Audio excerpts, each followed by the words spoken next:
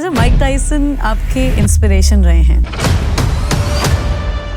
हाँ जी, हाँ जी। लेकिन तब वो मोमेंट कैसा था जब आप टाइसन के कमबैक फाइट के अंडरकार्ड पर लड़े?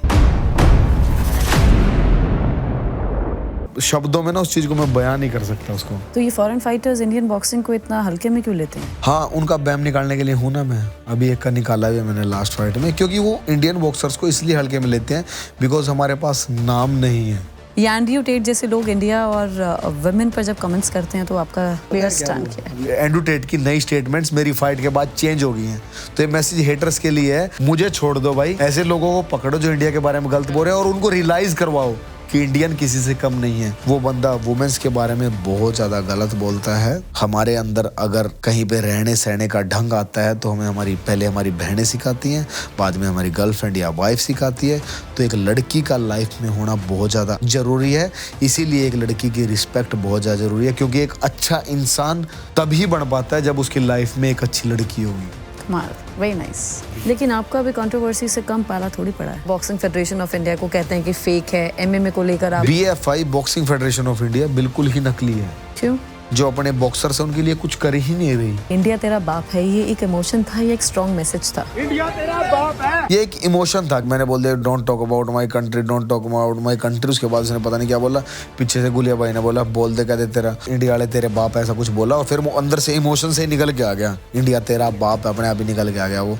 तो वैसे खत्म भी हो गई थी, अपनी अंग्रेजी खत्म हो गई थी। अगर नीरज गोयत के हाथ में पावर हो आज की तारीख में, तो BFI में सबसे पहला बदलाव क्या लाओगे? सबसे पहले बदलाव तो मैं जो से है ना, जो प्रेसिडेंट जो से बैठे हैं वो बदलना चाहूंगा मैं, और ऐसे लोगों को आना चाहिए जो सच में बॉक्सिंग को दिल से प्यार करते हैं। अच्छा, एक बॉक्सर के माइंड में, दिमाग में फाइट से पहले क्या चल रहा होता है? फाइट ही चल रही है।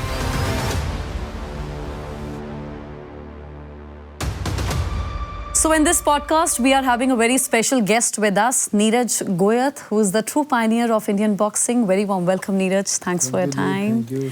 So नीरज से मैं बात शुरू करूं उससे पहले नीरज के प्रोफेशनल रिकॉर्ड पर नजर मारनी बहुत जरूरी है। अभी तक 2026 तक आप देखिए 20 मैच नीरज जीत चुके हैं, 4 में हार का सामना भी करना पड़ा, 2 ड्रॉ रहे। पहले इंडियन बॉक्सर हैं जिन्होंने वर्ल्ड बॉक्सिंग काउंसिल में वर्ल्ड रैंकिंग में अपना स्थान बनाया। WBC एशिया वेल्टरवेट टाइटल 3 बार इनके नाम रहा, 2015, 2016, 2017 में। WBC Asia honorary boxer of the year रहे साल 2017 में, और अगर कोई ऐतिहासिक जीत रही तो वो साल 2014 में थी जब उन्होंने चाइनीज स्टार जू खान को मात दी थी। नीरज, वाकई ये बहुत बड़ी उपलब्धि है और आप हमारे देश की शान है, इसमें कोई दो राय नहीं। Thank you. सबसे पहला मेरा सवाल यही है नीरज कि 14 किलोमीटर पैदल चलकर ट्रायल देना, ये कोई भी सुनता है उसका मन सिहर उठता है। क्या आपको मन में आया नहीं कि यार हार मान लेता हूँ, छोड़ देता हूँ, यार इतना कैसे होगा? ये ना अभी एक किताब आई थी मेरे ऊपर जिसमें दोज 14 किलोमीटर उस किताब का नाम था। मुझे भी नहीं पता वो टाइटल क्यों दिया उन्होंने, क्योंकि मैं तो अपनी कहानी सुना रहा था। तो उन्होंने मेरे से पूछा कि कैसे बॉक्सिंग शुरू की, तो 2005 की कभी की तो बात है, 2005 की। और 2005 की बात है कि जब मुझे पता लगे कि ट्रायल्स हो रहे हैं आर्मी स्पोर्ट्स इंस्टीट्यूट, जो अपने इंडिया का बेस्ट इंस्टीट्यूट है, जहाँ से ओलंपियन बन सकते हैं, जहाँ से आप तगड़े बॉक्सर बन सकते हो, और उसके ट्रायल हैं सपाटू हिमाचल में।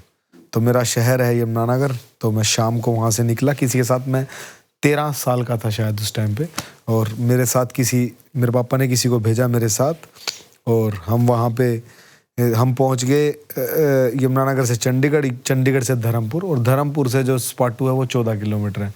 हम रात के 11 बजे वहाँ पे पहुँचे थे, और तो 11 बजे के बाद उन दिनों में 2005 में कोई बस नहीं चलती थी रात के 11 बजे के बाद, क्योंकि वो पूरा पहाड़ वाला जंगल वाला रास्ता था सपाटू जो था। तो मैंने बोला भाई सुबह तो 5 बजे ट्रायल है, हमें भी पहुँचना पड़ेगा। तो वो 14 किलोमीटर, वो 14 किलोमीटर थे जब मैं धर्मपुर से सपाटू पैदल चल के गया।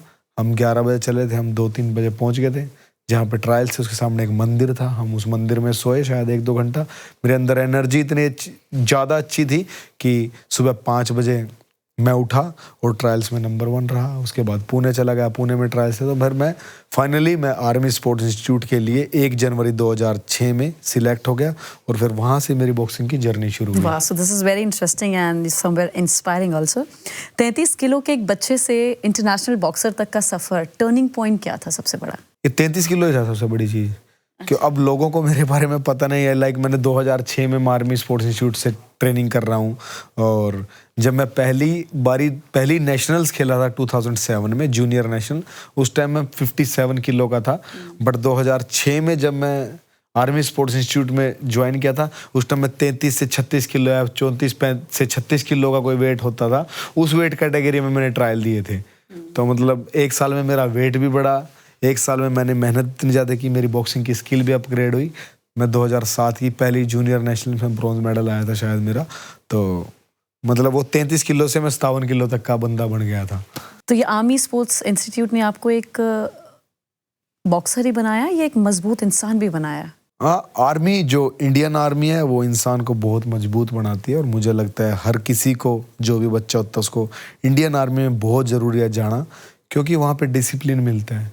मुझे बॉक्सिंग के साथ साथ जो लाइफ में डिसिप्लिन होता है वो मुझे वहाँ पे मिला है, और हर चीज़ का टाइम होता था कि हम अभी सुबह 5 बजे उठना है, ट्रेनिंग पे जाना है, वापस आते ही नहाना धोना है, ब्रेकफास्ट करना है, ब्रेकफास्ट करते हैं हमें स्कूल में जाना है, स्कूल भी वहीं पे था, स्कूल से आएंगे, आने के बाद उस टाइम पे लंच करना है, लंच करने के बाद फिर 2 घंटे सोना है, बिकॉज सुबह भी ट्रेनिंग की है, फिर शाम को दोबारा से 5 बजे फिर ट्रेनिंग पे जाना है। तो ये सब चीज़ें करते करते करते करते इतना ज़्यादा लाइफ में डिसिप्लिन आ गया, और उसके बाद मैंने 2010 में आर्मी ज्वाइन कर ली थी, जब मैं आई वॉज 17.5, हाँ 17.5 साल का था उस टाइम पे मैं आर्मी ज्वाइन कर ली थी मैंने। और आर्मी ने मुझे डिसिप्लिन के साथ साथ एक स्ट्रॉन्ग मैन भी बनाया, है ना। मैं दिल से भी स्ट्रॉन्ग हो गया वहाँ पे, मैं बॉक्सिंग में भी तगड़ा हो गया। जैसे 33 किलो की बात की, मैं 33 किलो से भी कम था जब मैं क्लास में था, जब मुझे लगता था कि मुझे स्पोर्ट्स करना चाहिए, मैं तगड़ा हो जाऊँगा। बट आर्मी ने मुझे मतलब मेरा हाइट, वेट, डिसिप्लिन, और आज जहाँ पे भी हूँ बिकॉज ऑफ मैं आर्मी स्पोर्ट्स इंस्टीट्यूट हूँ। आपको पता नहीं पहले किसी ने कहा या नहीं कहा, आप एक बहुत अच्छे स्पीकर भी हैं। नहीं, इतना तो नहीं हूँ मैं, इतना तो नहीं हूँ। अच्छा, माइक टायसन आपके इंस्पिरेशन रहे हैं। जी हाँ जी। लेकिन तब वो मोमेंट कैसा था जब आप टायसन के कमबैक फाइट के अंडर कार्ड पर लड़े? ये भी वहीं की कहानी है। जब 2006 या 7 में मुझे बॉक्सिंग के बारे में पता लगने लग गया था, मैं अपने सीनियर्स को देखने लग गया था, जो सीनियर थे ऑलरेडी। सोम बहादुर पून भैया हैं जो मेरे फेवरेट हैं, इंडिया के आज तक मेरे फेवरेट बॉक्सर हैं, लोगों को पता भी नहीं है उनके बारे में। वो आर्मी में सूबेदार हैं शायद अभी। वो मुझे उनकी हेड मूवमेंट बहुत अच्छी लगती थी, मैं उनको देखता था। फिर मुझे उनसे पता लगा कि माइक टायसन भी कोई है। तो हम ना वहाँ पे, मैं जहाँ पे पुणे में हमारा कोरेगांव पार्क में है आर्मी स्पोर्ट्स इंस्टीट्यूट, वहाँ पे हम साइबर कैफ़े में जाते थे। वहाँ बड़े बड़े कंप्यूटर होते थे ना पहले, उनमें यूट्यूब पे मैं माइक टायसन की फाइट्स देखता था जाके। तो वहाँ से माइक टायसन, मुझे लगा यार ये जो प्रोफेशनल बॉक्सिंग कर रहे हैं ना, ऐसा स्टेज पे मुझे भी जाना है एक दिन। तो वो मेरी मैनिफेस्टेशन थी, और वो मैनिफेस्टेशन कंप्लीट पता नहीं कैसे हो गई, मुझे भी नहीं पता। वो 2006-7 की बात, और 17-18 साल के बाद वो मैनिफेस्टेशन ऐसे कंप्लीट हुई कि सेम स्टेज पे, सेम जगह प्रेस कॉन्फ्रेंस में मैं भी बैठा हुआ हूँ, माइक टायसन भी बैठे हुए हैं। जिस वेइंग मशीन पे मैं वेट दे रहा हूँ, उसी पे माइक टायसन भी वेट दे रहे हैं। जिस रिंग में मैं खेल रहा हूँ, उसी पे माइक टायसन भी खेल रहे हैं। ये मतलब मिरेकल था मेरे लिए, और जो मैनिफेस्टेशन, जो वर्ड है, शायद मेरे लिए बना था, और मेरे उसी दिन पूरे हो गए। मतलब उस दिन मेरे को लगा कि मैं ओलंपिक चैंपियन बन चुका हूँ, सब कुछ बन चुका हूँ। मतलब अपने आप से इंसान का एक कंपटीशन होता है ना खुद के साथ, कि ये चीज़ कर लूँगा तो कुछ हो जाएगा। तो वो ये था कि मैं इतना नज़दीक पहुँच गया कि माइक टायसन को शायद इंडिया के लोग मिले भी नहीं होंगे, और मैं 1 हफ्ता फाइट वीक में पूरा उनके साथ था। और जिस रिंग में मैं खेला उसमें वो खेले, और पता नहीं कैसे हुआ कि माइक टायसन दोबारा से फिट हो गए। 59 इयर्स का बॉक्सिंग में रिंग में बंदा कैसे उतर सकता है, पॉसिबल ही नहीं। और वो बिल्कुल फिट, 6 राउंड की फाइट खेली, 8 राउंड की फाइट खेली उन्होंने। तो मतलब वो मैं शब्दों में ना उस चीज़ को मैं बयान नहीं कर सकता उसको। हाँ जी। अगर वो 14 साल का नीरज आपके सामने खड़ा हो तो आप उसे क्या एडवाइस देंगे? मैं उसको बोलूँगा यार सब कुछ याद दिला दे, है ना। अपने टारगेट होते थे कि यार इस नेशनल में ये करूँगा, है ना। फिर 8 की नेशनल में मैंने खुद से प्रॉमिस किया था। नागपुर में यूथ नेशनल चैम्पियनशिप हुई थी, जिसमें मुझे मोस्ट प्रॉमिसिंग बॉक्सर का अवार्ड भी मिला था। तो मैंने उस नेशनल में ये सोच लिया था, जब मैं 15-16 साल का हो गया हूँगा शायद, कि अगर इस नेशनल में मेरा गोल्ड आ गया तो मैं बॉक्सिंग कंटिन्यू करूँगा, अदरवाइज नहीं करूँगा। क्योंकि मेरी फैमिली में सब खेती बाड़ी, बिजनेस वाले और पढ़ाई लिखाई वाले आदमी थे, कोई है ही नहीं स्पोर्ट्स पर्सन, उनका भी प्रेशर था। तो ना उस 15-16 वाले नीरज वो बात अब आज भूल गया है कि उसने ये भी प्रॉमिस किया था। और उस नेशनल में मैं नेशनल चैंपियन बना। उस नेशनल में मेरी पहली ही फाइट, जो 2007 का नेशनल चैंपियन था, उसके साथ मेरी पहली फाइट आ गई। उसको मैंने 0 स्कोर से जा भाई अपने घर, ऐसे उसको उतार दिया। मतलब वो चीज़ें अगर वो नीरज होगा तो उससे हर साल के बारे में बात करूंगा, वो क्या टारगेट्स रखे थे, आज ये मिलेगा, कब नीरज दुखी था, कब नीरज भूल गया था, अरे तू इतनी सारी चीज़ें पा चुका है, अभी भी और कुछ भी चाहिए तेरे को, क्योंकि टारगेट्स बढ़ते चले जाते हैं। कब सबसे ज्यादा कब दुखी था नीरज, क्या हुआ था ऐसा?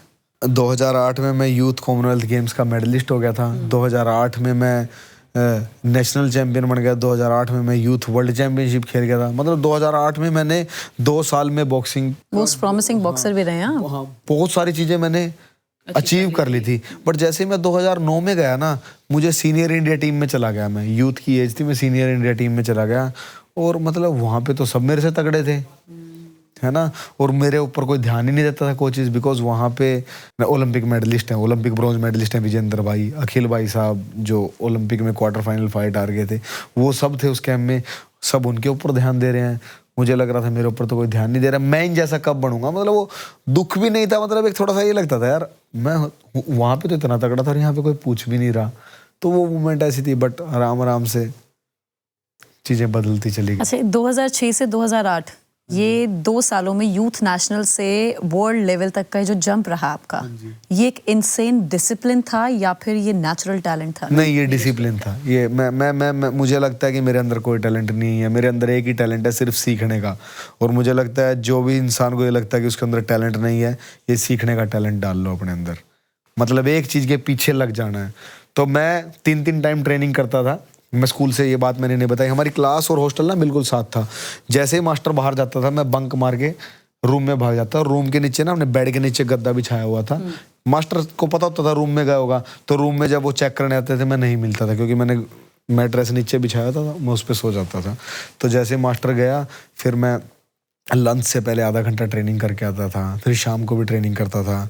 मैं सैटरडे को इवनिंग का रेस्ट होता है, तो सैटरडे इवनिंग में मैं ट्रेनिंग करता था। संडे को एक टाइम में ट्रेनिंग करता था। मैंने बहुत ज़्यादा, मतलब मुझे यह था कि जो मेरे साथ वाले हैं ऑलरेडी नेशनल चैंपियन, और मैं स्टेट चैंपियन भी नहीं हूँ, है ना, तो वो जो नेशनल चैंपियन थे उनको बीट करना था। और मैंने 2008 में वही जो नेशनल चैंपियन थे उनको बीट किया। आधे से ज़्यादा लोगों को पता ही नहीं है मेरे बारे में। अब जानेंगे लोग, जानेंगे, आपके पॉडकास्ट के बाद जानेंगे। अच्छा नीरज, पहली बार रिंग में पंच खाने के बाद डर बैठ गया था या फिर और भूख बढ़ गई थी? अच्छा, पहली बार पंच रिंग पे कब पड़ा? ये तो याद नहीं है। मैंने 2005 में बॉक्सिंग शुरू की थी, उस टाइम भी लगे होंगे पंच बस। अब तो याद ही नहीं है कौन सा, अब तो कुछ पता ही नहीं होता पंचेस का क्या है क्या नहीं। भूख तो क्या थी, मुझे ये होता था, सबको बॉक्सर्स को ज़्यादातर रिंग में ये होता है कि अगर जो नए नए बॉक्सर आते हैं, जिनको दिल से बॉक्सिंग करनी है, तो जिनको आज लगता है वो कल सोचते हैं कल इसके मारूंगा, यही होता है बस। तो वो भूख लगा लो या कुछ भी, पता नहीं। हाँ, तो ये नॉकआउट ना होने का सीक्रेट क्या है? टेक्निक या मेंटल कंट्रोल? मेंटल कंट्रोल भी है इसमें, और दूसरा टेक्निक। मेरा डिफेंस बहुत अच्छा है, और मैं जो मेरा अपोनेंट होता है मैं उसको समझ जाता हूँ 2-3 राउंड में। और आज तक बहुत कम होंगे, और भगवान करे ऐसा ही चलता रहे।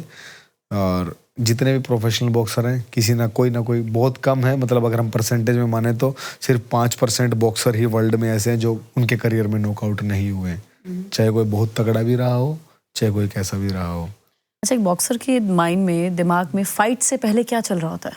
फाइट ही चल रही होती है। फाइट से पहले फाइट ही चल रही होती है। जैसे फॉर एग्जांपल मेरी जिस भी अपोनेंट के साथ फाइट है, तो वेइंग इन्स के बाद एक दिन पहले वेइंग इन्स होता है। वो रात जाने के बाद जब अगला दिन सुबह आता है, तो उस दिन के बाद से लेके शाम तक, जब तक फाइट के एरिना में ना पहुंचे, तो फाइट की चीज़ें ही चलती रहती हैं दिमाग में। कैसे खेलना है, उसका क्या अच्छा है, क्या मेरा क्या अच्छा है, क्या करना है। तो हम पढ़े पढ़े भी रिंग के अंदर ही होते हैं कि अपने अपोनेंट को स्टडी कर रहे होते हैं, क्या होने वाला है, प्रिडिक्शन करते रहते हैं। अब तो नहीं होता, बट पहले जब मैंने बॉक्सिंग शुरू की थी, जब हॉस्टल में होता था, रात को सोते हुए ना ऐसे पंच मार देते थे साइड में, एकदम से ना वो मूवमेंट आती थी कि स्पारिंग की, एकदम ऐसे स्वे बैक कर दिया, मिस कर दिया एकदम, अरे मैं तो बेड पे हूँ, ऐसे याद आता था। अब तो नहीं होता, बट स्टार्टिंग के दिनों में ऐसा होता था। अच्छा, नीरज कहते हैं कि उनको जो कुछ दिया है डिसिप्लिन ने दिया है, पागलपन वाला डिसिप्लिन। तो ये डिसिप्लिन नीरज की जिंदगी में एक रूटीन है या फिर लाइफ फिलॉसफी बन चुका है? ये मुझे लगता है लाइफ फिलोसफी है ये, और मुझे लगता है कि सब लोग बहुत ज़्यादा बोलते हैं डिसिप्लिन। आजकल के जो जेन जी बोलते हैं डिसिप्लिन क्या है। मैंने कई जगह पहले बोला है, हमारे पास हर एक चीज़ का डिसिप्लिन होना चाहिए। हम अब आज बैठ के पॉडकास्ट कर रहे हैं तो हमने टाइम सेट किया हुआ है ना, इस टाइम पे, ये टाइम पे पहुंचना भी डिसिप्लिन है। अगर मैं ये टाइम आगे पीछे हो जाता तो हमारी शायद लाइट वैसी नहीं रहेगी, है ना। तो क्या पता आपको कहीं पे काम आ जाए, आप जल्दी जल्दी में उतनी बात नहीं कर पाओगे, या मुझे कहीं जाना होगा।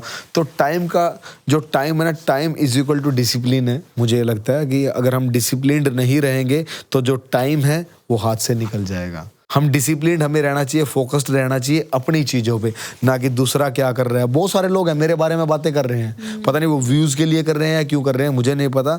बट मुझे लगता है कि उन्हें मेरे बारे में बात छोड़ के अपने ऊपर काम करना चाहिए, वो डिसिप्लिन है। तो उन चीज़ों को लेके आना चाहिए। आप यूथ की जेन जी की बात कर रहे थे। जेन जी की अगर मैं बात करूं तो सबसे बड़ी मेंटल वीकनेस क्या लगती है आपको आज की तारीख में? हाँ, मुझे जेनजी के साथ बैठ के बहुत मजा आता है। मेरे जेनजी भी दोस्त हैं, मेरे अल्फा वाले भी दोस्त हैं, है ना। बहुत छोटे हैं अल्फा वाले, तो वो भी मेरे दोस्त बन गए हैं। बट उन्हें जो चीज़ें उनकी वीकनेस नहीं है, उनके पास टाइम पास करने के लिए सिर्फ मोबाइल रह गया है। और जो मेरी जनरेशन है, हमारे पास टाइम पास करने के लिए वो पुरानी चीज़ें हैं। लाइक जब हम छुपम छुपाई खेल लेते थे, आजकल के बच्चे वो नहीं खेलते। मतलब मुझे लगता है कि उन लोगों ने वो चीज़ें मिस कर दी हैं। अब आजकल के लोग जो हैं उन सब को एक दिन बात कर रहे थे हम बैठे, उनको मिस्टर बीस्ट का पता है, उनको जैक पॉल का पता है, लोगन पॉल का पता है। तो मेरा दोस्त बोलता है क्या तुम्हें शक्तिमान का पता है? तो मुझे लगता है उन लोगों ने वो चीज़ें मिस कर दी हैं। नहीं, सही बात है। हाँ। तो ये WBC वर्ल्ड रैंकिंग में एंटर करने से पहले आप एक इंडियन प्रोफेशनल बॉक्सर थे। उस मोमेंट ने आपको क्या रियलाइज करवाया? जब मैं WBC रैंकिंग्स में आया तो उस टाइम तो मुझे प्रोफेशनल की इतनी ज़्यादा नॉलेज नहीं थी, अगर सच बताऊं। तो मैं जब सीरियस हुआ प्रोफेशनल बॉक्सिंग को लेके, वो 2016 के रियो ओलंपिक्स से पहले, 2016 में जो रियो ओलंपिक्स थे उससे पहले वर्ल्ड ओलंपिक क्वालिफायर्स था, उसमें मैं गया था। और मैं वहाँ पे ओलंपिक क्वालिफायर्स नहीं हुआ था, मेरा ब्रॉन्ज मेडल आया था। अगर सिल्वर आता तो मैं 16 वाला ओलंपिक खेलता। तो मैं वहाँ से सीरियस हो गया कि अब मुझे सिर्फ प्रोफेशनल बॉक्सिंग ही करनी है, कि अमेचर में अब अगला ओलंपिक टोक्यो ओलंपिक्स आएगा, 20 में आएगा, है ना, अपना कुछ होगा कि नहीं होगा। तो वहाँ से मैं सीरियसली हो गया था। तो जब भी मुझे 17 में ही मुझे WBC रैंकिंग्स का पता लगा था कि रैंकिंग्स भी होती है, रैंकिंग के हिसाब से मैं अगली फाइट खेल पाऊंगा, मुझे अच्छे प्रमोटर मिलेंगे, अच्छी फाइट्स कर पाऊंगा। तो मुझे तब समझ में आई थी, और वो बहुत ही वैल्यूएबल थी मेरे लिए चीज़, कि अब इंडियंस के बारे में भी बात हो रही है। क्योंकि बॉक्सिंग US से चलती है, US का बहुत मेन स्ट्रीम स्पोर्ट है बॉक्सिंग। तो वहाँ पे अमेचर बॉक्सिंग को कोई जानता ही नहीं है, जानते हैं बट वो बहुत जल्दी टर्न कर जाते हैं प्रो में। अगर कोई ओलंपिक खेल गया, वर्ल्ड चैंपियनशिप खेल गया ये US का बॉक्सर, तो वो टर्न कर जाएगा प्रो में। बट अपने इंडिया में ऐसा कि अमेचर बॉक्सिंग का सिस्टम बहुत ज़्यादा है। लाइक अभी ये ओलंपिक नहीं खेला तो अगले तक क्या वेट करेंगे, इंडिया टीम में रहेंगे, वो टर्न नहीं करते। तो उस टाइम पे मुझे ये लगा कि अगर मैं WBC रैंकिंग्स में आ गया हूँ तो जो वर्ल्ड के जो प्रमोटर्स हैं उनको पता लग गया कि इंडिया में भी प्रोफेशनल बॉक्सर्स हैं, और कुछ आगे मिल सकता है बॉक्सर्स को, मुझे कुछ मिल सकता है। आपके अगेंस्ट सुना है अमेचर को लेकर के कि कुछ खास किया नहीं है नीरज गोयत ने? बहुत सारे लोग ये बोलते हैं कि नीरज ने अमेचर्स में कुछ नहीं किया। उन बेचारों को पता नहीं है कि मैंने क्या क्या किया है, क्योंकि उनकी दिक्कत नहीं है। मैं बहुत लोगों को बोलता हूँ, जब वो लोग लिक्विड फॉर्म में थे उस टाइम पे मैं यूनिफॉर्म में था, ठीक है। तो वो कुछ थे ही नहीं उस टाइम पे। तो मैं अपने इंडिया में एक चीज़ है, अगर हम अमेचर बॉक्सिंग में, अगर हम स्पोर्ट्स में बहुत अच्छा करें तो स्पोर्ट्स कोटा होता है गवर्नमेंट जॉब के लिए। तो नीरज गोयत ने, भाई जो लोग मेरे बारे में बोलते हैं, नीरज गोयत ने 4 नौकरी छोड़ी हैं। पहले आर्मी में लगना था, आर्मी से भाग गया। फिर कलकत्ता रेलवेज में जाना था, वहाँ पे ज्वाइन किया, फिर वहाँ से भाग गया। दोबारा फिर आर्मी ज्वाइन कर ली, फिर 2010 में आर्मी ज्वाइन कर ली फाइनली। फिर 2013 में आर्मी छोड़ दी, देन रेलवेज से ऑफर आ गया, फिर 2013 में दोबारा रेलवेज ज्वाइन कर ली। तो इतनी सारी जॉब्स मिलना, अगर आपके अमेचर में कोई परफॉर्मेंस है तभी आपको मिल सकती है, पॉसिबल है, अदरवाइज नहीं है। तो मैं यूथ नेशनल चैंपियन रहा हूँ, मुझे प्रोमिसिंग बॉक्सर का अवार्ड मिला, मैं Commonwealth games, youth Commonwealth games का मेडलिस्ट रहा हूँ, मैं वर्ल्ड चैंपियनशिप खेला हूँ, मैं वर्ल्ड मिलिट्री गेम्स खेला हूँ, मैं national games, senior national championship, national games, और इंटर सीनियर के इंटरनेशनल कंपटीशन, और फाइनली वर्ल्ड ओलंपिक क्वालिफायर्स का भी मेडलिस्ट हूँ। उन लोगों के लिए ये सारी बातें हैं। बट ये 2016 में मैंने अमेचर बॉक्सिंग छोड़ दी थी, और उसके बाद में तब से मैं प्रो में कंटिन्यू हूँ। तो आप लोगों ने शायद आप लोगों को बॉक्सिंग के बारे में ज़्यादा नहीं पता है, तो इसलिए आप लोगों को मेरे बारे में नहीं पता। आप लोगों को विकिपीडिया की जरूरत नहीं है। Clear cut with Jyotsna podcast पर इसीलिए नीरज गोयत आए हैं कि जो लोग इनके अगेंस्ट हैं या गलत बातें उनको विकिपीडिया के बारे में पता भी नहीं है। वो सुन ले ध्यान से। 2014 ईयर आपके लिए बहुत खास रहा होगा, आई एम श्योर, जब आपने चाइना के स्टार को मात दी थी। मुझे पता ही नहीं था कि वो वर्ल्ड चैंपियन है। हाँ, मुझे पता भी नहीं था कि मैं एक वर्ल्ड चैंपियन है, कि वो WBA की रैंकिंग्स में है और मेरे से हारने के एक फाइट के बाद वो वर्ल्ड चैंपियन बन गया था। ठीक है, तो मैं उस टाइम पे रेलवेज में हो गया था और मुझे कमाल मुस्तफ़ा हैं अपने, हम 3 लोग हैं इंडिया के प्रोफेशनल बॉक्सिंग के पिलर। मैं as a boxer, as a manager जो मेरा दोस्त है कुलदीप किप्पा, जब नेटफ्लिक्स पे मेरी फाइट हुई थी उसकी गाड़ी बहुत फेमस हुई थी एक उसकी ना, तो किसी ने देखी भी होगी, पहला मिनट नॉर्मल, दूसरी मिनट टच, चिक्का पुआ दिया ऐसे करके उसने गाड़ी दी थी। वो बहुत लोगों, फिर वो कुलदीप किप्पा और तीसरा आदमी है कमाल मुस्तफ़ा। तो कमाल मुस्तफ़ा ग्रेट प्रमोटर अपने इंडिया का, कुलदीप किप्पा मैनेजर है। तो हम 3 लोग थे। तो 2014 में कमाल भाई का मुझे फ़ोन आता है कि फ़ाइट है चाइना में, चलते हैं तो छुट्टी ले लेना। मैंने बोला ठीक है चलते हैं। मेरी 6 राउंड की फ़ाइट थी कैंजू के साथ और वहाँ चाइना की टीवी पे वो फाइट थी। मैं गया, मैं उसको पेल पूल के आ गया। मैंने आके रूम में आके देखा, होटल के रूम में मेरी तो फाइट चल रही है टीवी पे। बाद में मुझे पता चला, अरे ये तो बहुत तगड़ा है। बाद में 1 साल के बाद पता लगा वो तो WBA वर्ल्ड चैंपियन बन गया है। तो मतलब उस टाइम पे मुझे ये दुख होता है कि मेरे पास वो अपॉर्चुनिटीज नहीं थी, मेरे पास वैसे प्रमोटर्स नहीं थे, बिकॉज इंडिया में प्रोफेशनल बॉक्सिंग का कोई बोलबाला नहीं था। ये भी 2 साल पहले ही हुआ है, जब से मैंने सोशल मीडिया पे थोड़ा सा एक्टिव हुआ हूँ, तब से लोगों को प्रोफेशनल बॉक्सिंग के बारे में पता चलने लग गया। नहीं तो किसी को पता ही नहीं था कि what is the difference between amateur boxing और प्रोफेशनल बॉक्सिंग। सबको लगता था माइक टायसन भी बॉक्सिंग ही कर रहे हैं, but he is a professional boxer. सबको लगता था फ्लोयड मैवेदर जो करोड़ों रुपए कमा रहा है वो अमेचर बॉक्सिंग कर रहा है। नहीं, वो प्रोफेशनल बॉक्सिंग कर रहे हैं। तो प्रोफेशनल बॉक्सिंग टोटली कमर्शियल है।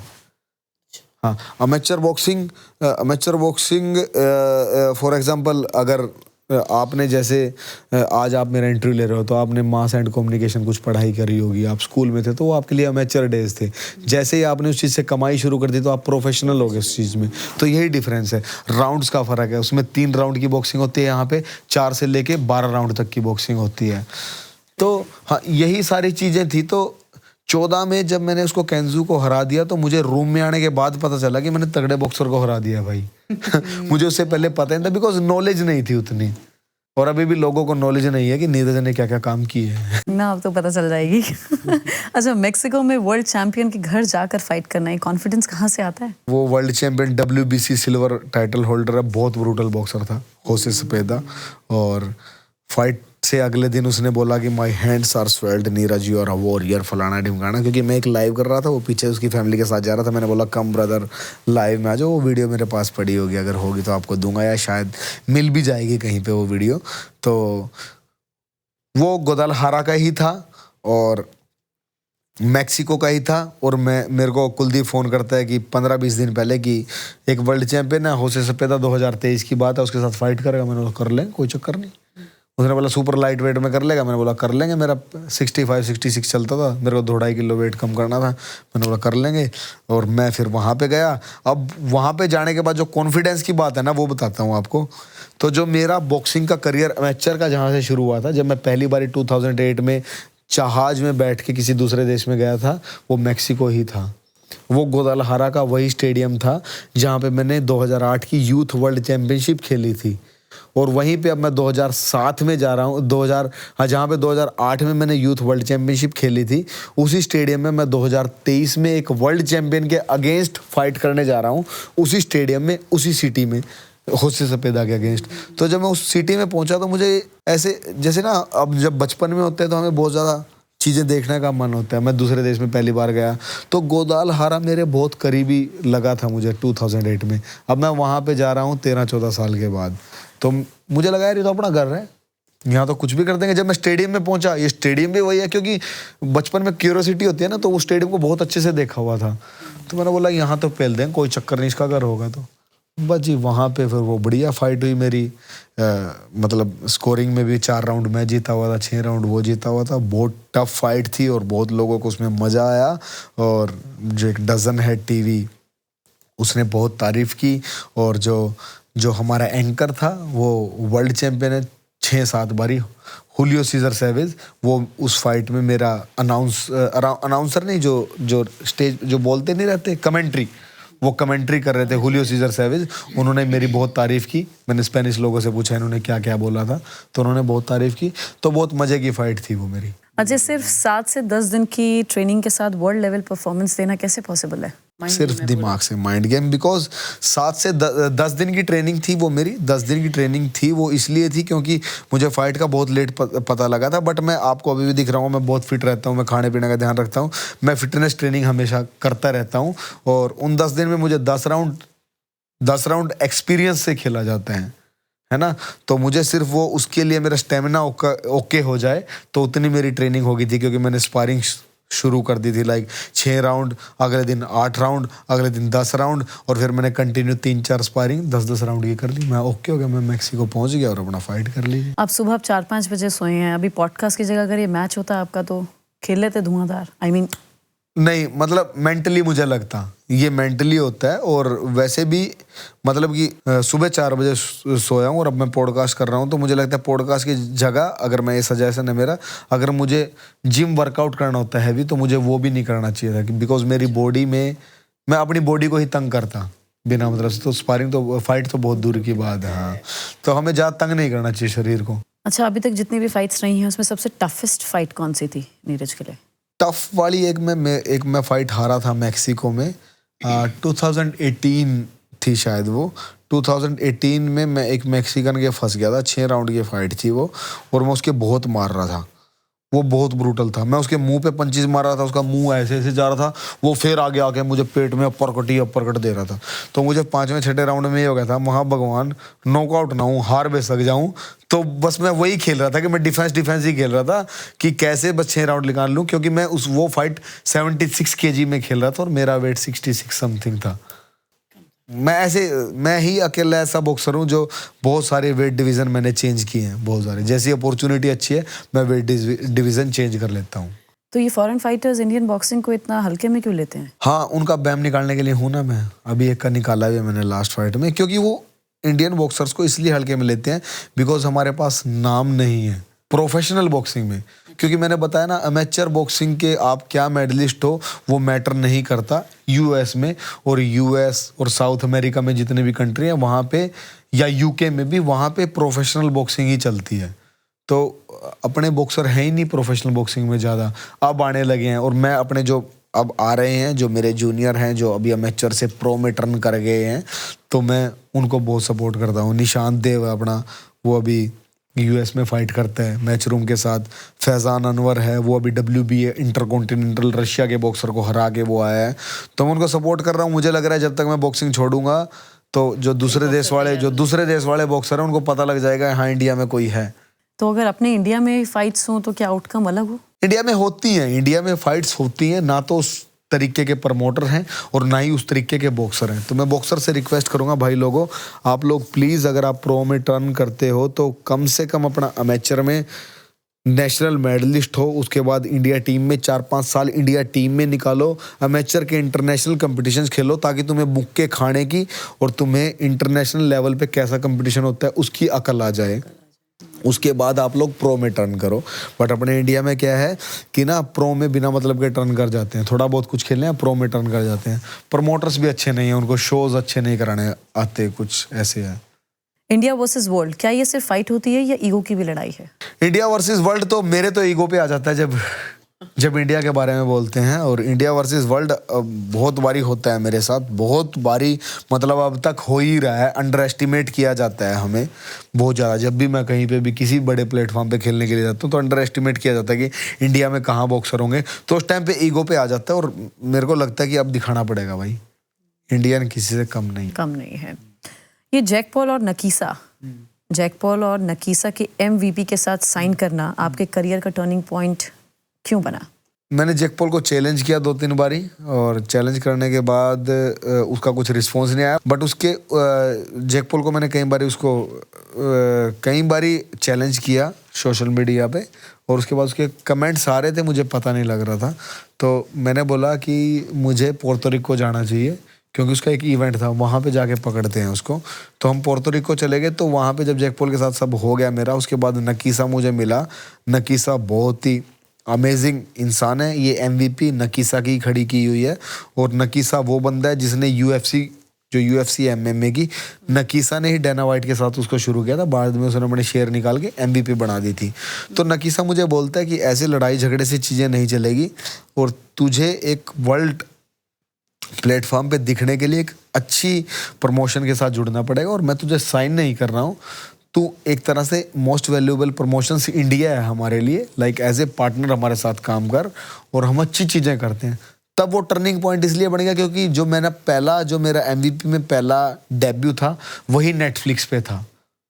हाँ, तो उनका जो पहला शो था जिसमें टाइसन पोल जो फाइट थी, वही सबसे बड़ी फाइट थी MVP की नेटफ्लिक्स के ऊपर, और उस फाइट में मैं खेला था। तो मुझे लगता है कि वो बॉक्सिंग को इंडियन प्रोफेशनल बॉक्सिंग को मेन स्ट्रीम में लाने की कहीं ना कहीं एक चीज़ बनी है कि नेटफ्लिक्स सब लोग देखते हैं। उसके प्रमोशन करने के लिए मैं कपिल भाई के शो में गया, कपिल शर्मा शो में गया, है ना।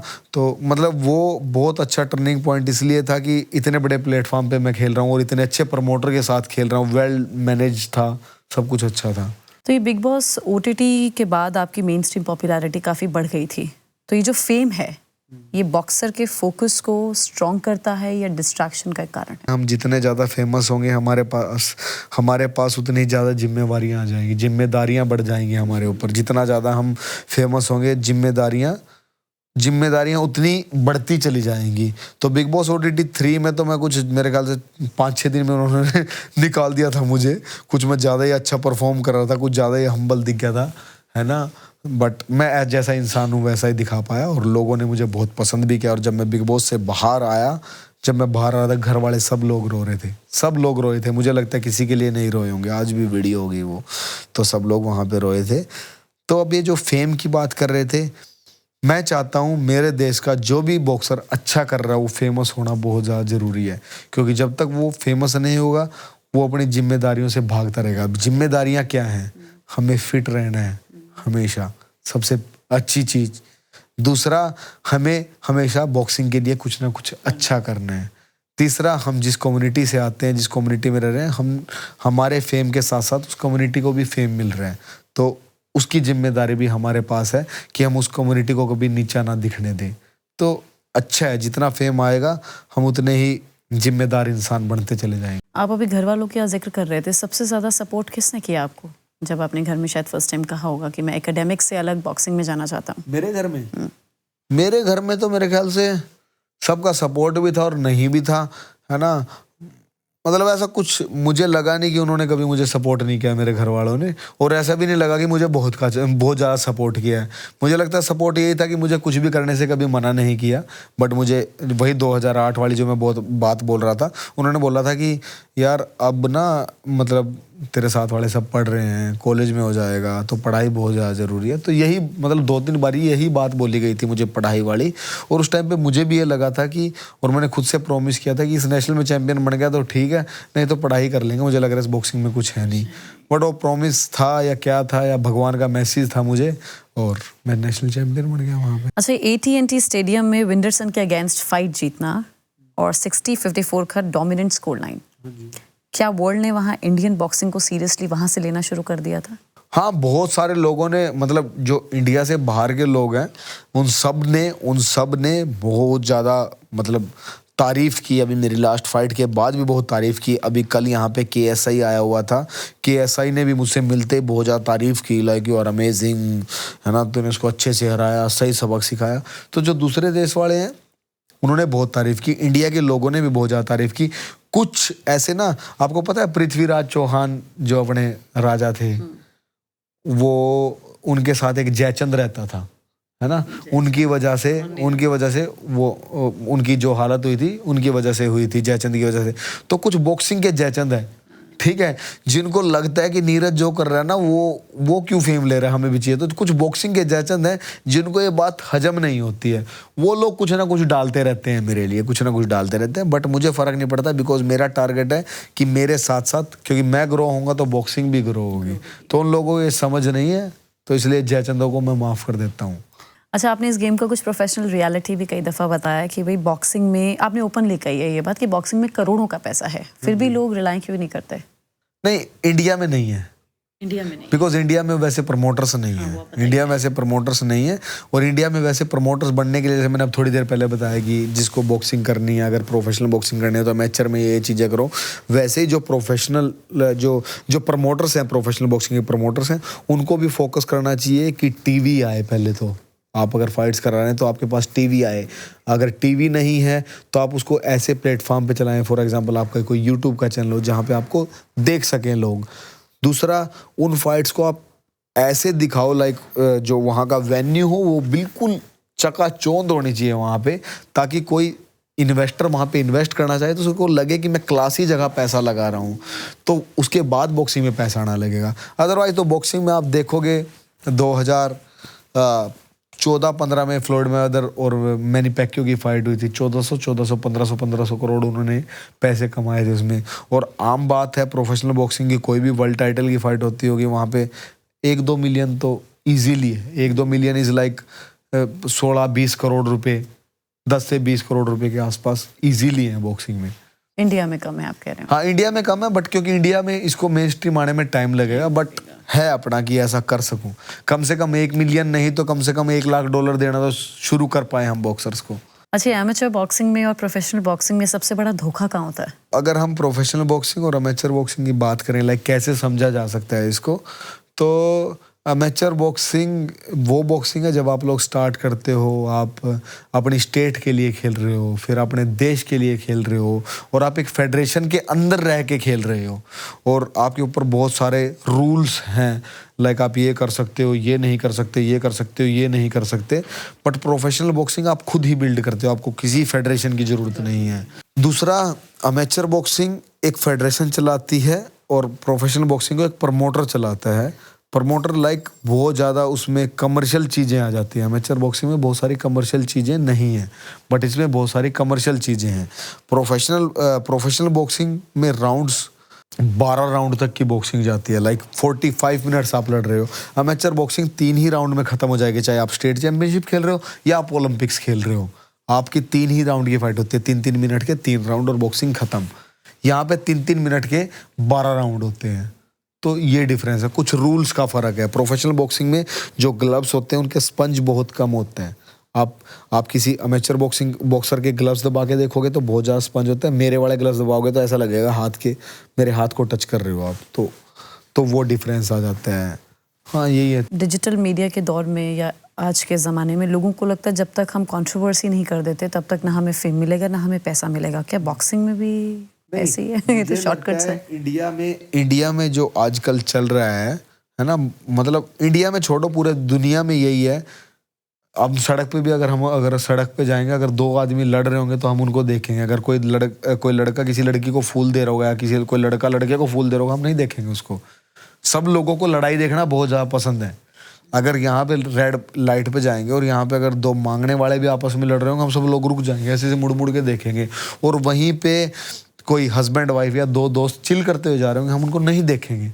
तो पूरी दुनिया को ही कंट्रोवर्सी पसंद है। लेकिन अब हम अगर बॉक्सिंग के ऊपर बात आए, जिनको बॉक्सिंग की नॉलेज है, जो दूसरे देश में, उनकी लड़ाई ये होती है जब 2 बॉक्सर लड़ रहे होते हैं आपस में, जब 2 बॉक्सर लड़ रहे होते हैं कोई, तो उनको ना दोनों की हिस्ट्री पता होती है। फॉर एग्जाम्पल, मैं और कल को कोई भी दूसरा बंदा लड़ रहा है तो उनको पता होगा कि मेरी क्या स्किल्स है, उसकी क्या स्किल्स हैं, तो उस चीज़ पे लड़ाई होगी। उसके बाद जब बॉक्सिंग में आपने बोला कंट्रोवर्सी वाली चीज़ आती है, कंट्रीज़ पे बात आ जाती है। कई बारी 2 अपोनेंट जो होते हैं, जो यूएस वाले होते हैं, वो आपस में जब बातचीत कर रहे होते हैं, जब फेस ऑफ के टाइम पे, प्रेस कॉन्फ्रेंस के टाइम पे, तो ना जब एक दूसरे को ना डोमिनेट करने के लिए, दिमाग से डोमिनेट करने के लिए उनको नीचा दिखाते हैं, तो नेचुरल कंट्रोवर्सी शुरू हो जाती है। जब मेरे बारे में कोई गलत बोलेगा तो ऑब्वियस सी बात है, मैं उसको जवाब भी। लेकिन आपका भी कंट्रोवर्सी से कम पाला थोड़ी पड़ा है।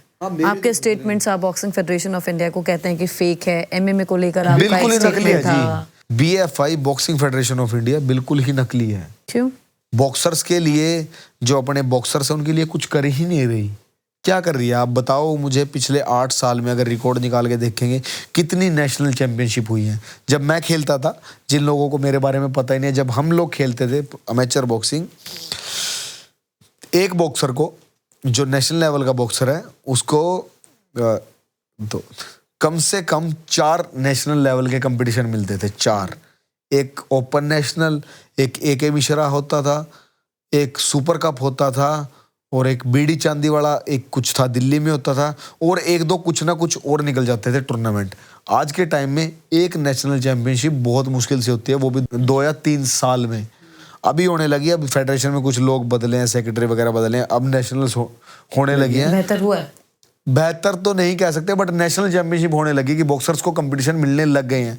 बट जिन अपॉर्चुनिटीज की मैं बात कर रहा हूँ, जिसके लिए मैं बोल रहा हूँ कि BFI नकली है, वो लोग बॉक्सर्स को क्या अपॉर्चुनिटी दे रहे हैं मुझे समझ ही नहीं आ रहा है। क्या अपॉर्चुनिटी दे रहे हैं, कहाँ दिख रहे हैं बॉक्सर? आप मुझे बता दो। आप मेरे लिए एक ऐसे इंसान हो जिसको बॉक्सिंग के बारे में बहुत कम पता है। आप कितने बॉक्सर्स को जानते हो? आई एम सॉरी, मेरा तो इंटरेस्ट ही नहीं है इसमें। मैं तो देख के घबराने लगती हूँ जब फाइट हो रही होती है। बट आप क्रिकेटर्स को तो जानते हैं। हाँ, true that. क्यों? क्योंकि क्रिकेट दिखता है, क्योंकि क्रिकेट BCCI उनको दिखाती है। आपके हर टाइम सामने आ रहे हैं, बॉक्सर कहाँ सामने आ रहे हैं? हाँ, ये डिफरेंस तो है। ये बहुत बड़ा डिफरेंस है।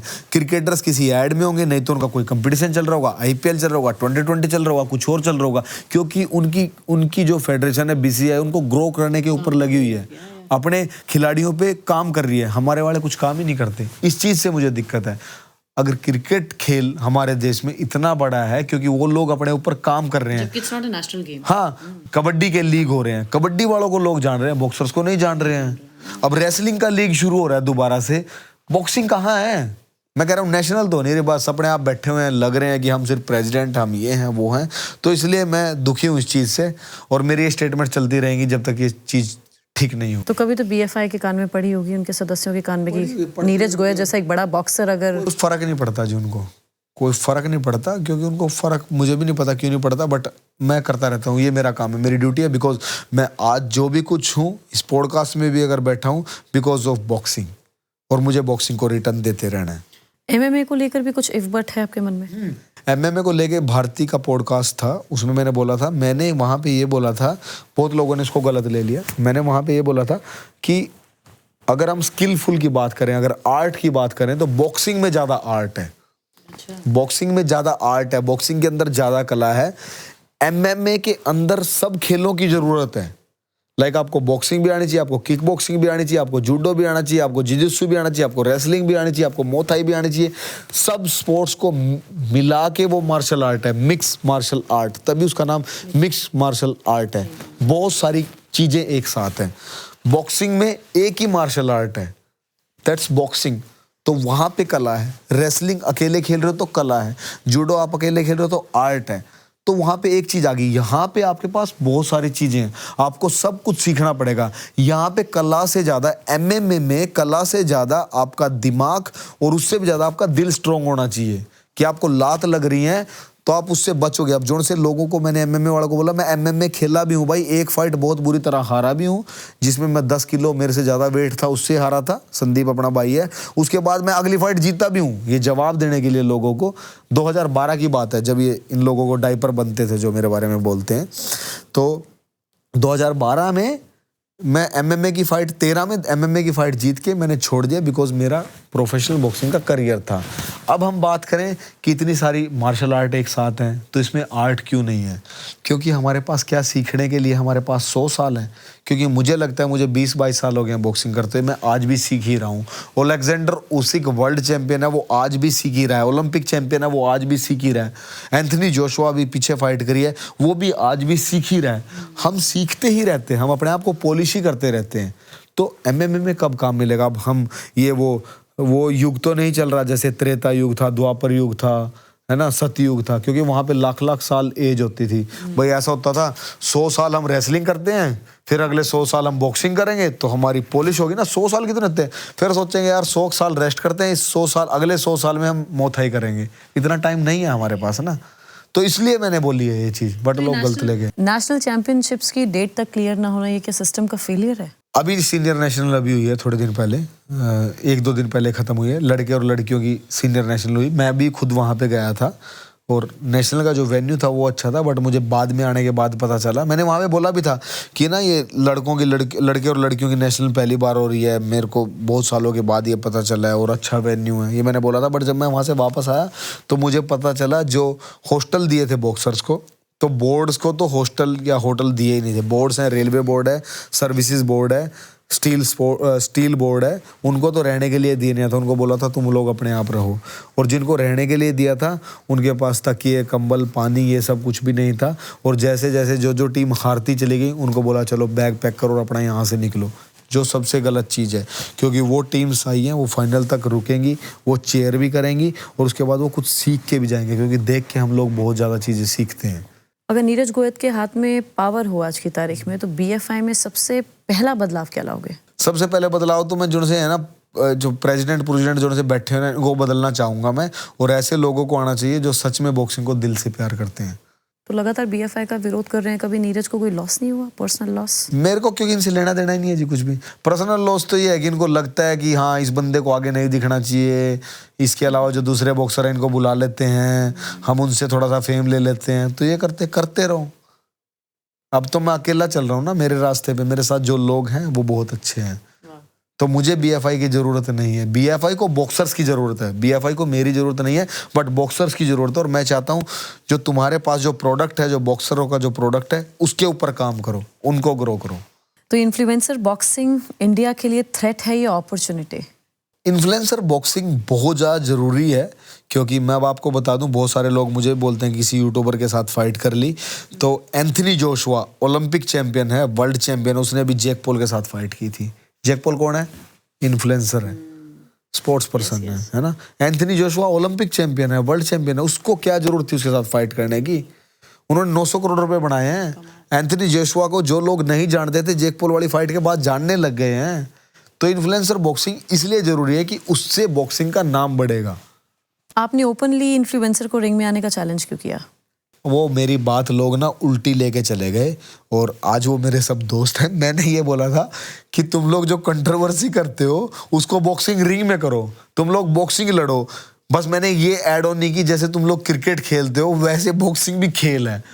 अब लोगों को ये लग गया कि बॉक्सिंग खेल नहीं है, बॉक्सिंग तो लड़ाई है।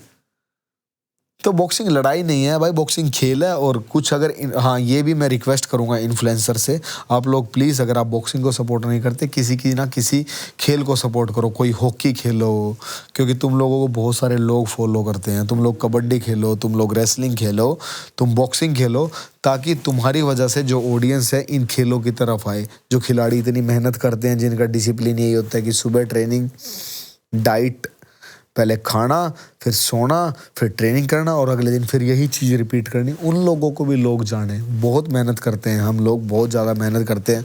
हम लोगों को बहुत ज़्यादा इंजरीज होती हैं, हम लोगों को मतलब घर वालों से बहुत गालियाँ मिलती हैं जिनका कुछ नहीं हो रहा, दोस्तों से गालियाँ मिलती हैं। तो हम लोग बहुत ज़्यादा सेक्रीफाइस करते हैं लाइफ में, और उसके बाद कहीं पर जाके हम में से जो निकल के मेरे जैसा या कोई ओलंपिक चैम्पियन नीरज चोपड़ा जैसा जब कोई बन जाता है, तो आप लोग उनको ही जानते हो, बट उसके अलावा बहुत सारे लोग हैं जिनको नहीं जानते। तो प्लीज़ उनकी पहचान बनाओ। ये रिक्वेस्ट है मेरी इन्फ्लुएंसर से कि आप स्पोर्ट, जो इंडिया का स्पोर्ट्स है, आप भी कुछ ना कुछ खेलना शुरू करो, ताकि जो इंडियन स्पोर्ट्स पर्सन है उनको लोग जान पाएं। फुकरा इंसान से क्या मिसअंडरस्टैंडिंग थी? वो यही थी, फुकरा बहुत डिसेंट है, बहुत नाइस गाय है, बहुत प्यारा बंदा है, और वो नहीं, उसकी पूरी फैमिली ऐसी है। बट फुकरे ने, मैंने एक गोश्त शो करके शुरू किया जिसमें इन्फ्लुएंसर बॉक्सिंग करेंगे, उसने कुछ कमेंट किया, मैं उस कमेंट को अपने शो के ऊपर ले गया, लेकिन उसने वो कमेंट उस शो के ऊपर नहीं, वो जो इन्फ्लुएंसर बॉक्सर थे उनके ऊपर किया था। उसके बाद वो मेरी बात को बहुत मिसअंडरस्टैंडिंग हो गई और हमारे बीच में कई दिन ऐसे खींचातानी चलती रही, और उसके बाद आज हम बहुत अच्छे दोस्त हैं। फुकरा मेरी बहुत रिस्पेक्ट करता है, मैं फुकरे से बहुत ज़्यादा प्यार करता हूँ और सब अच्छा। अच्छा, अभी मैं वीडियो देख रही थी, करीब शायद 20-22 घंटे पहले का वीडियो होगा वो। कोई कह रहा था कि नीरज गोयत के जो फाइट्स होते हैं वो फिक्स्ड होते हैं। हाँ। उसने ये स्टेटमेंट तो दे दिया, फिर मैंने सुना कि कल उसने किसी शो में आपसे माफ़ी भी मांगी है। नहीं, वो छोड़ देते हैं, वो अपने बच्चे हैं, वो अपने बॉक्सिंग के जूनियर बच्चे हैं, और वो जो बोलते हैं बोलने दो। बट मुझे नहीं लगता कि बॉक्सिंग जैसी कभी फिक्स हो सकती है, क्योंकि अगर किसी के मुंह पे मुक्का लगेगा ना, वो जवाब ऐसा देगा कि उसको आप देख लो ना कि ये थप्पड़ मार के देख लो, पता लग जाएगा। किसी को फेक में फिक्स में थप्पड़ मार के देख लो, भाई तू मेरे दोबारा मत मारना, ऐसा हो ही नहीं सकता। बट जो उसकी स्टेटमेंट थी, वो अपने ही बच्चे हैं, वो सारे बॉक्सिंग के अब मेरे जूनियर हैं, और हो जाती हैं कई बारी चीजें। और आपके साथ ये रजत दलाल का नाम भी बहुत जुड़ता रहा है, ये कंट्रोवर्सी क्या थी? ईगो क्लैश था या कि कोचिंग एग्रेशन? नहीं, वो कोचिंग एग्रेशन, उसको मेंटोर का एग्रेशन बोल सकते हैं। हमारे साथ वो बैटल ग्राउंड में हुआ था, और बस फिर रजत के साथ भी मेरी बढ़िया है, बट रजत का एक ही कैरेक्टर है, उसी कैरेक्टर में, तो उसका कैरेक्टर चेंज नहीं होता, वो वही कैरेक्टर रहता है हर टाइम। तो उसने थोड़ा बहुत धक्का दुक्का, बैटल ग्राउंड में धक्का दुक्का लग गया था, फिर हमारी बहुत, मैंने उसको चोक लगा दी, बहुत सारे, मतलब मुझे लगता है हम हरियाणा वालों का ना खून बहुत गर्म होता है, लड़ाई लुड़ाई हम किसी के साथ भी कर लेते हैं। तो वो एक मेंटोर वाली चीज़ थी कि वो उसकी टीम को सपोर्ट कर रहा था, मैं मेरी टीम को सपोर्ट कर रहा था, तो मेरा जीत गया तो शायद उसको लगा, मैंने सेलिब्रेट कर लिया तो उसको थोड़ा सा बुरा लग गया, वो चीज़ थी। बट अब हम ओके, मेरी किसी के साथ बिगड़ी नहीं हुई है। नहीं, मुझे लगता है डर जाते हैं लोग आपसे। नहीं ऐसा पहले कंट्रोवर्शियल स्टेटमेंट देंगे, फिर डर जाएंगे। नहीं ऐसा नहीं है जी।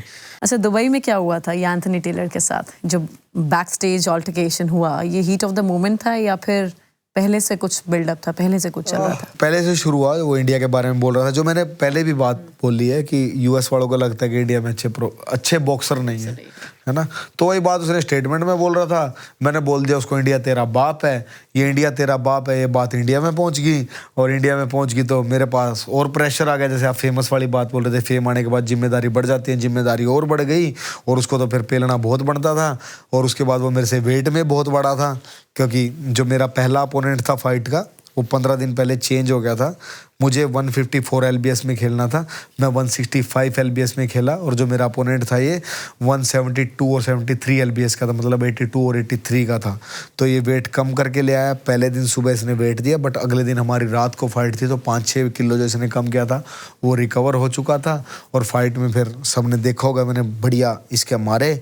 उसके बाद जब मेरा डोप टेस्ट चल रहा था, तो ये उधर से बोलते हुए आया कि you bloody Indian, you robbed the fight, और मैंने बोला what the fuck you are talking about, you don't know about boxing. ये मेरे से हाथ मिला रहा था, मैंने हाथ नहीं मिला, इसने बोतल फेंक के मारी, तो मैंने बोतल मिस कर दी।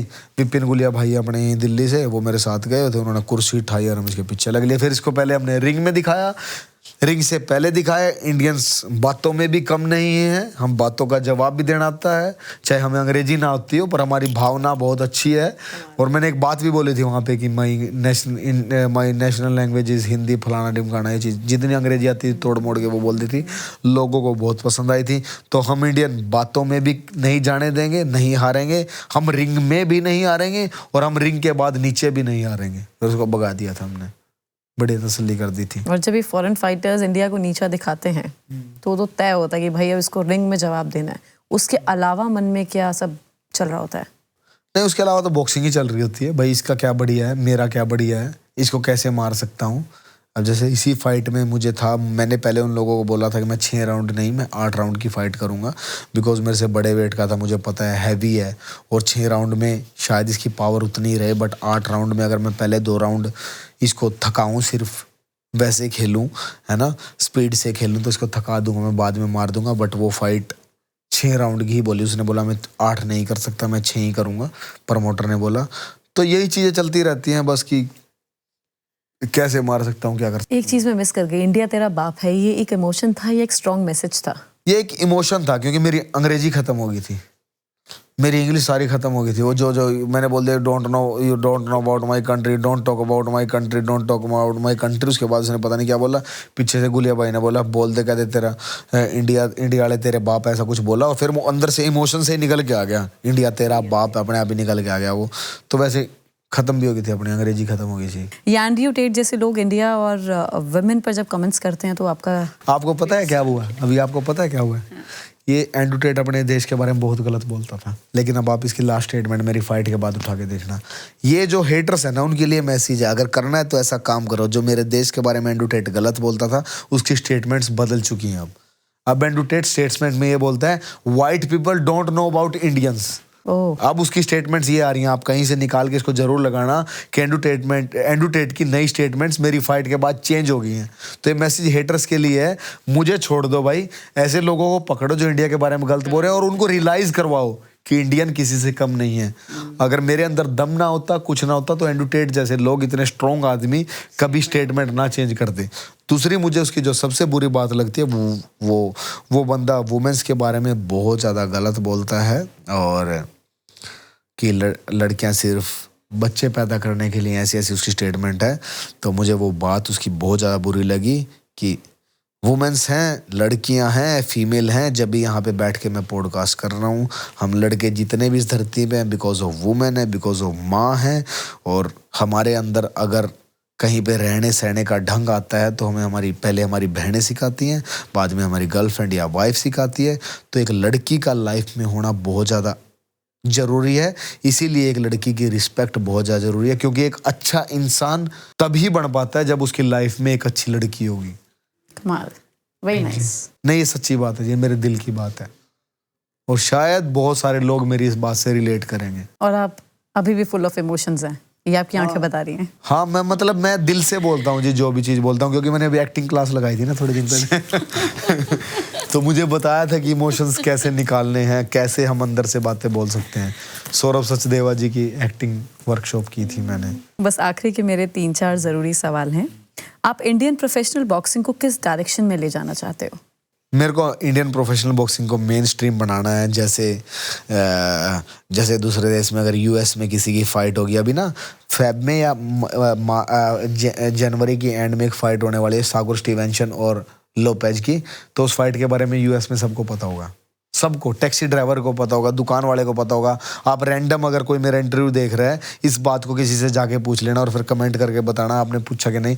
उसमें सबको पता होगा लोपेज के अंदर क्या क्या है, टिफम लोपेज के अंदर क्या क्या चीज़ें, और शाकुर स्टीवेंसन के अंदर क्या क्या चीज़ें हैं, सबको पता होगा। तो मुझे ऐसा करना है कि इंडिया में सब लोगों को हर एक बॉक्सर के बारे में पता, उसकी क्या अच्छाई है, क्या बुराई है। बहुत सारे लोग मुझे बोलते हैं, जो दूसरे देश वाले बोलते हैं मुझे कि नीरज के हैंड्स में पावर नहीं है, बट उनको नहीं पता मेरे दोनों हाथ में इंजरीज है, इसलिए मेरा जो पंच मारने का तरीका है वो मैंने थोड़ा सा चेंज किया हुआ है।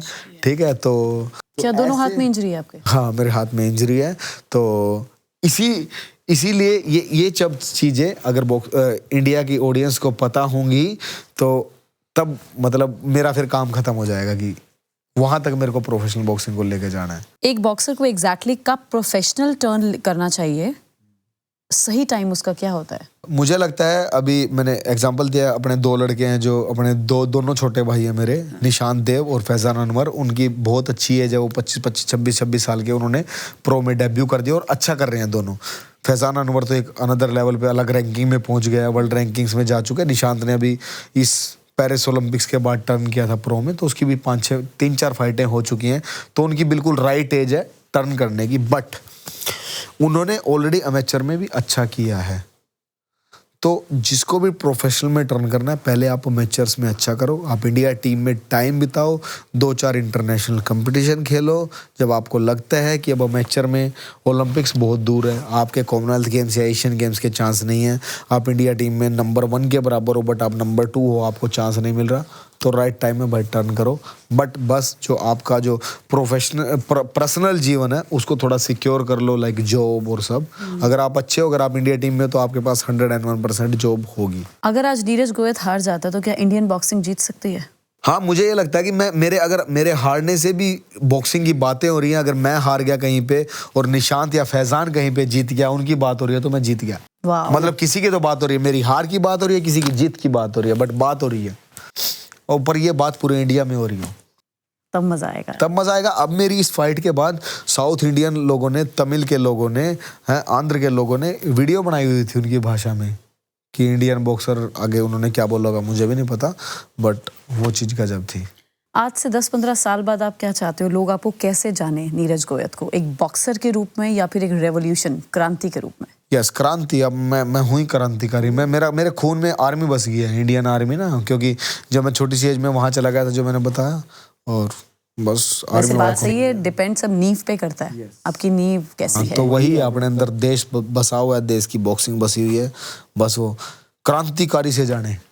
वाह, क्रांतिकारी नीरज गोयत सो नीरज, इंडिया से बाहर बहुत सारे फॉलोअर्स हैं आपके, मिलियंस में फॉलोअर्स आप लेके घूम रहे हैं, जिसमें जाहिर सी बात है बहुत सी लड़कियां होंगी और नीरज गोविंद की दीवानी होंगी। तो शादी कब कर रहे हैं नीरज?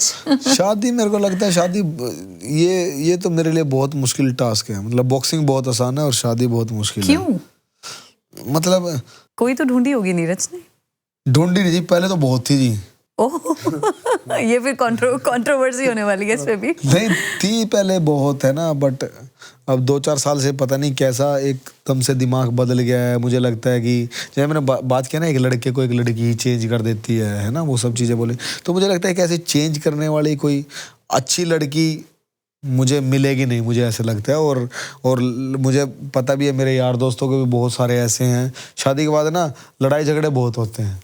नहीं तो ऐसा कुछ नहीं है। मुझे उन चीज़ों से बहुत डर लगता है। ऐसा कुछ नहीं है। मैं वो पीस वाला बंदा हूँ, तो मुझे उस चीज़ से दिक्कत है। और अभी लाइफ में कोई है नहीं, ऊपर वाला चाहेगा, क्योंकि जो भी कुछ है मेरा कोई प्लान नहीं है आज तक। मतलब सब प्लान ऊपर वाला करता है। अरेंज की प्लानिंग होगी? नहीं अरेंज लव कुछ नहीं, पता नहीं कब हो जाएगा। नीरज ने कि लड़की घर वालों ने तो लेनी की है मेरी। नहीं, घर वालों को मैंने मना किया हुआ। घर वाले तो, मेरी मम्मी तो अब जाऊंगा फिर बोल देगी शादी कर ले। नहीं, आपने कहा बहुत थी, तो क्या धक्के लगे हैं क्या बहुत नीरज को जिंदगी में? नहीं, मैं थोड़ा सा दूसरे कैरेक्टर वाला बंदा था ना। मतलब हाँ अच्छा ओके गुड, दूसरे देश में इतना जाना आना था, सब कुछ था, तो मैं थोड़ा सा कैरेक्टर खराब वाला बंदा था। जैसे आपको पता है एक कहानी है, जिन्होंने रामायण लिखी है वो पहले डाकू थे, उंगली माल, जो ऋषि वाल्मीकि बने बाद में। तो मैं उनसे अपने आप को बहुत ज़्यादा रिलेट करता हूँ। तो उंगली माल क्या था ना, जंगल में जो भी लोग जा रहे होते थे उनको लूटते थे और उनकी उंगली काट के अपने गले में डाल लेते थे। बाद में उनको किसी को लूटने लगे, उन्होंने उनका दिमाग चेंज कर दिया कि ये इससे क्या हो रहा है, तेरे घर में क्या बन रहा है, तुझे क्या अंदर से शांति मिल रही है। तो वो ऋषि वाल्मीकि बन गए। फिर वो ऋषि वाल्मीकि बन गए और उन्हें रामायण लिख दी। तो उनसे मैं अपने आप को रिलेट करता हूँ कि जब वो इंसान इतना ज़्यादा बदल सकते हैं, तो क्या हम इंसान बदल नहीं सकते? हमें एक कैरेक्टर छोड़ना पड़ता है। तो मुझे लगता है कि कोई अच्छी लड़की जैसा मैं हूँ वैसी कोई मिलेगी तो देखेंगे, नहीं तो बाबा जी हम भी ऋषि बन जाएंगे। ठीक है, thank you so much Neeraj, thanks for being with us, thank you so much, thanks for your time.